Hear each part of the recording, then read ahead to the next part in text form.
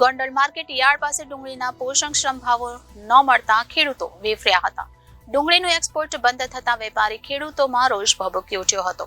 Gondal market યાર્ડમાં ખેડૂતોને ડુંગળીના ભાવ ન મળતા યાર્ડ પાસે નેશનલ હાઈવે પર ખેડૂતોએ ડુંગળી ફેંકીને વિરોધ નોંધાવ્યો હતો. ખેડૂતોના વિરોધ વચ્ચે નેશનલ હાઈવે પર ટ્રાફિક જામના દ્રશ્યો સર્જાયા હતા. ખેડૂતોના વિરોધ અને ચક્કાજામને લઈને પોલીસે ઘટના સ્થળ પર પહોંચી વધુ કાર્યવાહી હાથ ધરી હતી.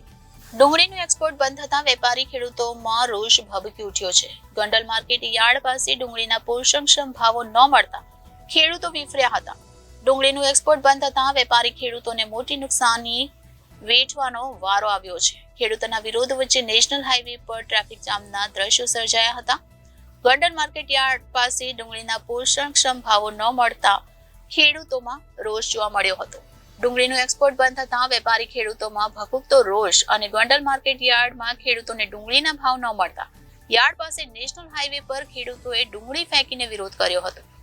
ડુંગળીના પોષણક્ષમ ભાવો ન મળતા નેશનલ હાઈવે પર ખેડૂતોએ ચક્કાજામ કર્યું હતું. ડુંગળીનું એક્સપોર્ટ બંધ થતા વેપારી ખેડૂતોને મોટી નુકસાની ભોગવવાની નોબત આવી છે. ખેડૂતોના વિરોધ વચ્ચે નેશનલ હાઈવે પર ટ્રાફિક જામના દ્રશ્યો સર્જાયા હતા, જેથી ખેડૂતના વિરોધ અને ચક્કાજામને લઈને પોલીસે ઘટના સ્થળ પર પહોંચી આગળની વધુ કાર્યવાહી હાથ ધરી હતી. Bureau report Janadesh news, Rajkot.